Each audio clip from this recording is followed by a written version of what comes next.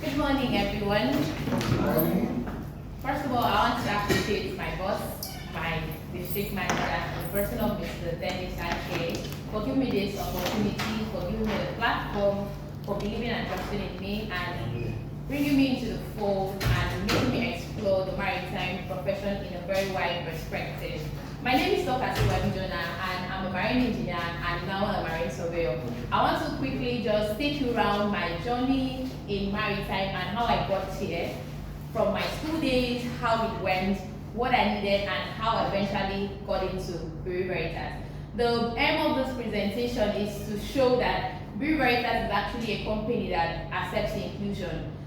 For me, that is a lady in the maritime field, I understand very well when I mean companies don't really accept women like that, when it has to be a male-dominated field. And having a boss that trusts that women can actually function, and not like we are comparing to men, but they can also deliver in their capacity, and what they ask them to do is actually a very big win for us. And today we are all gathered here to celebrate the International Women's Day in Maritime 2025. And I'll just say, let's give ourselves a round of applause for all the efforts that we've done here. So quickly, I will take you through a few presentations that I made to commemorate this day and to encourage each and every one of us as ladies that the world is open to accept us, that companies like Bureau Veritas are here to support us, to give us the platform to grow. So please come with me while I take you through my slide. My journey as a female marine surveyor. So this day did not just come up. Before, we did not have any day that was set aside to celebrate women in maritime. Although we had Women's Day, but there was no day that was set aside for women. So due to the lack of employment opportunity, lack of visibility for women, that made IMO, the International Maritime Organization, they came up with the idea that they should come up with a day to celebrate women that are thriving in the maritime field. The essence of this is so that while we are celebrating this day on every 18th of every year, 18th of May of every year, that women will be seen, that companies that do not accept to take women will see the ones that are doing well, encourage them, and take more. So the International Maritime Organization established International Women's Day in Maritime on the 18th May 2022. So this had a very targeted goal to recognize women that are contributing in the maritime sector. Another one is to elevate their visibility, because one thing is certain: if I do well and my company praises me, it will motivate another company to employ more women. And if there is no platform for them to praise me or to say, oh, these women are doing very well, then other companies may not see the need to bring out women. And this year's theme is a very beautiful topic, an ocean of opportunities. It's trying to encourage us ladies that there is opportunities for us in the maritime industry, irrespective of how it's being labeled as a male-dominated industry, but there is opportunity for us. All we need to do is to present ourselves, keep ourselves ready, and we will be given those opportunities. So, let's continue. My motivation to embrace a career in maritime. I used to say my brother was actually my motivation to come to start a career in engineering. I actually didn't have an idea of maritime, but while I was looking for careers in engineering, I got to know about maritime. And not because maritime has the technical part that helps me solve problems and just keep my mind active, because I like being very active. I like a job that makes me think. So that's when I found maritime, because I had this notion that maritime will make me see the world. I'm an adventurous person. So I will be able to travel around the world, I'll be able to go for seminars, I'll be able to contribute in a global landscape. So including the technical and problem solving skill that engineering gave me, I chose a career in marine engineering, and that's how I found myself in maritime. I had a career that gave me technical skill, problem solving skill, and I had to travel around the world. And really, I did travel around the world, and I'm still traveling around the world, but since to be very fast. So it's actually a very nice profession for me, and I always use myself to encourage every women that are in the maritime, being a surveyor, being an engineer, being whatever role you are, that we put in the work. as I had motivations, we should have something that is motivating you to come into the industry. And immediately you find that motivation, you will see that the work becomes very easy. You will be able to do it without people pushing you or without complaining, because you have a goal that you are targeting. Okay, so my experience through the industry, as I always say, I followed all the process, I followed all the protocol. After my secondary school, I went to Maritime Academy of Nigeria, Oron. I was admitted. I had my first degree in marine engineering. After that, I now proceeded on board several vessels. I sailed on container ships, I sailed on platform supply vessels, I sailed on offshore supply vessels, and I gained a lot of experience. What those cadetship days did to me was not just to give me technical skills. They gave me problem-solving skills. They helped me manage people, because there was a time I was sailing with a lot of nationality, and you just have to manage everybody.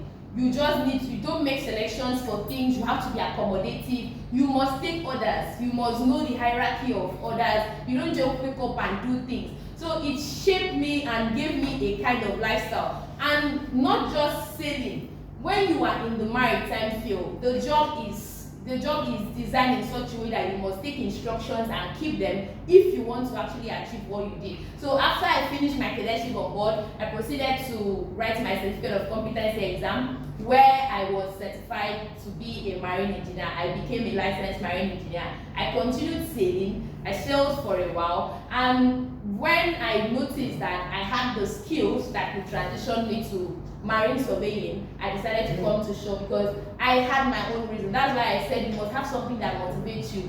I was motivated. I had my target goals, so I followed it. And when I saw the opportunities for Bureau Veritas, that's why I picked it up, because it actually aligned with my career. I was still in the maritime. I was still doing things related to engineering. I was still using my critical thinking and problem solving, and I was still having an adventurous life.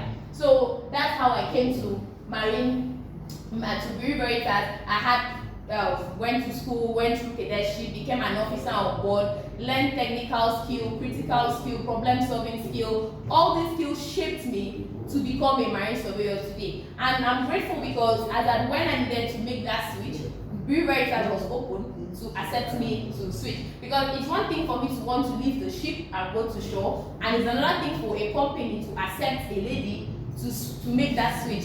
I actually understand, because I am in the maritime field, and I understand how the switch can be a little bit difficult. But for companies like Bureau Veritas that are open and inclusive and have a very diverse culture, it was actually very easy for me.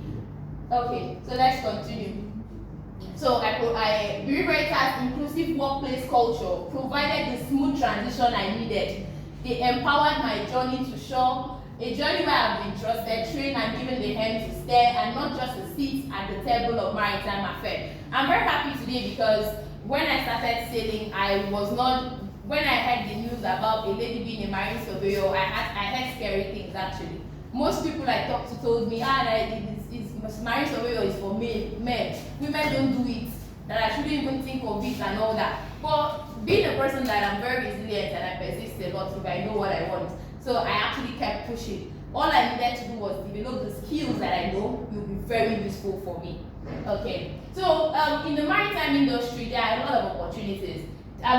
Right here are opportunities I had.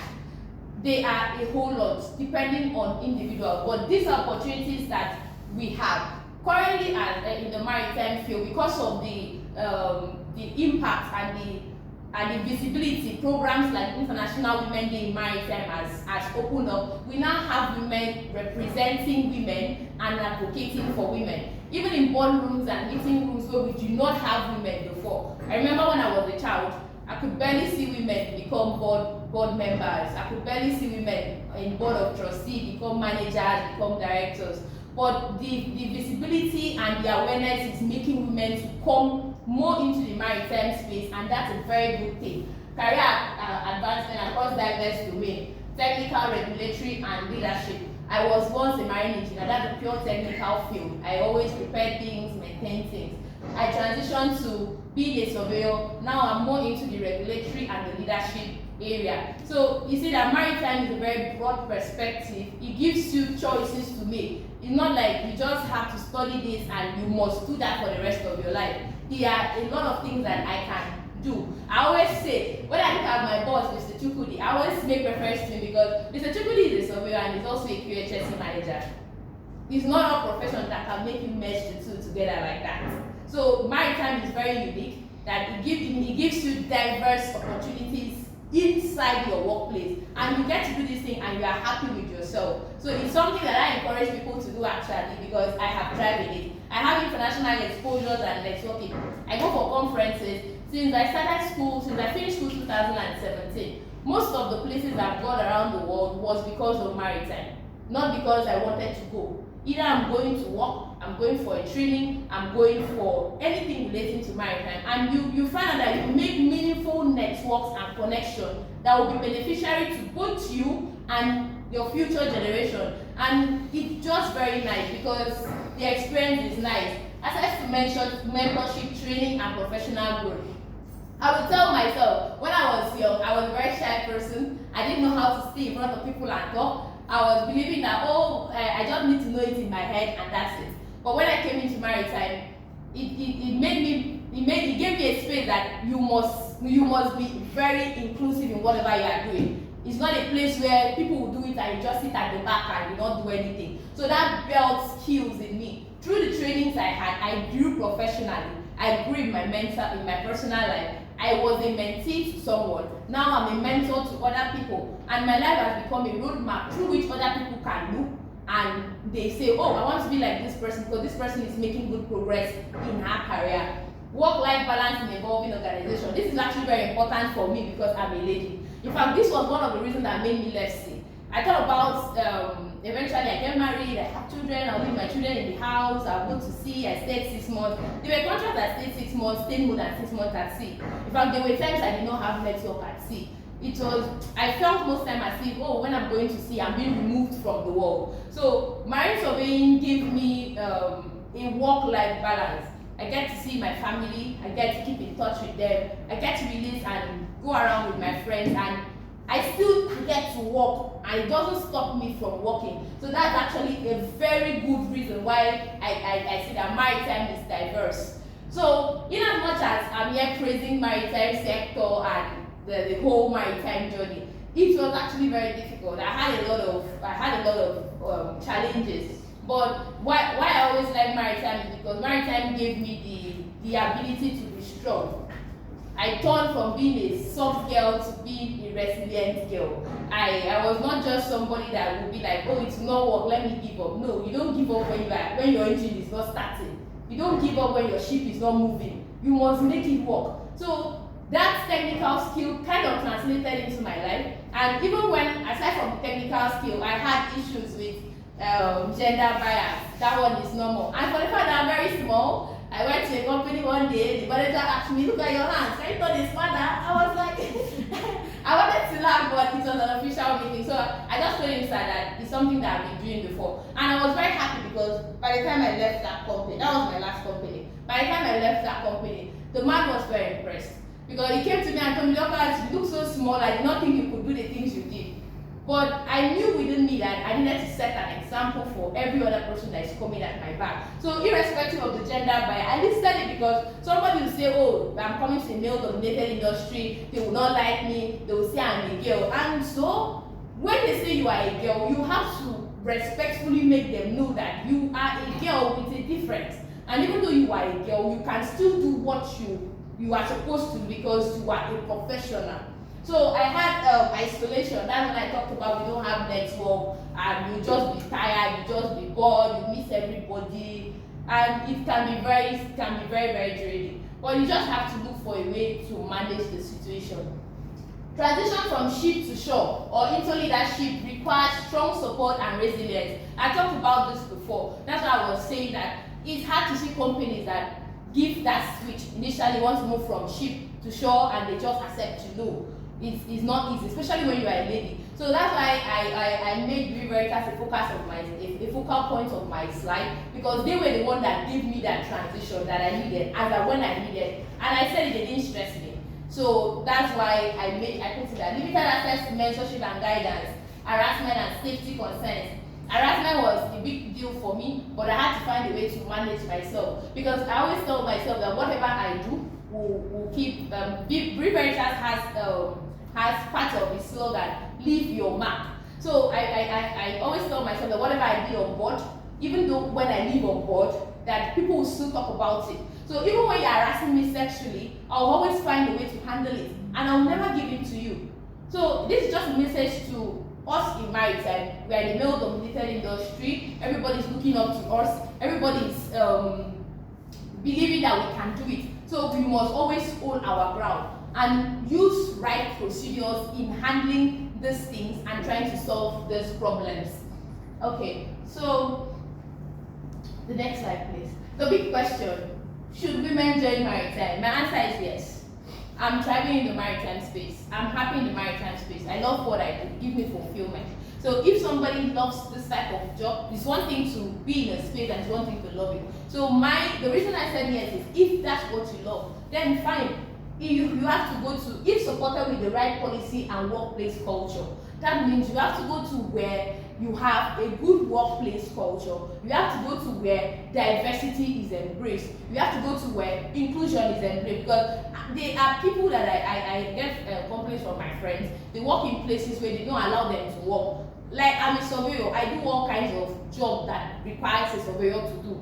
They don't say, oh, Dorcas is a woman, she will not go offshore. Dorcas is a woman, she will not go to anchorage. Or Dorcas is a woman, she will not inspect vessels, she will sit in the office. No. Everything that the male do, I also do it. So you have, if we are given the right opportunity, if we are given the right support and all that, then women can actually try. So if a woman wants to come into the maritime field, that's a very big yes. And all our mommies in the house, you can encourage your daughters to come into the maritime field, because actually now, maritime is no longer a one-dimensional space. Recently, we have female captains, we have female chief engineers, we have female directors, we have female CEOs, we even have female ship owners. So the maritime space is expanding, and the expansion is good because women are bringing all the skills they have. A typical woman is very empathetic. A typical woman knows how to manage. A typical woman knows how to collaborate, because it's something that is inbuilt when you are growing up. So we bring all those skills, even if you are in the engine room, you are in the bridge, or you are in the boardroom, or doing anything in the maritime space. All those skills are very important. So that's why we need women in the maritime space. So for everyone that wants to come into the maritime space, for everyone that wants their children to be in the maritime space, and they are female, you don't just come and because you say, oh, I'm a woman, they have to give me roles. Oh, I'm a woman, IMO says we should bring women into the picture, so I will not do anything. No. I stand here today not because I just sat down and expected because I'm a woman on board and I'm supposed to be favored. I believe that a woman or not a woman, you must be a professional. You must be good at what you do. You must be hardworking. You must be disciplined, and you must be consistent in whatever you are doing. Because that's the only way that you will be seen. And when you gather all these skills, you look for companies that are open to inclusion and diversity, and every little step you make begins to count. You may be making steps and be like, nobody's seeing me and all that, but I use my life always as a story. Somebody somewhere is seeing you, and at the right time, it may not necessarily be that person, but you never can tell what your little step will do for you. Okay, so we are almost rounding up. Next slide. So my conclusion today is that I am very happy, I am very elated, I am very proud to be in the maritime space and be part of the people that are celebrating maritime, celebrating women in maritime all over the world. And most importantly, I am proud of my company, Veritas Marine and Offshore, because they invested in me, they were interested in my growth, and they trained me. And I'm proud to be part of a rising tide that carries more women forward than ever. My message to every woman is, if you have a dream of the sea, just know that the tide has turned. It's no longer a one-dimensional workspace. Your time is now. Make the necessary skills and sail boldly. Thank you very much.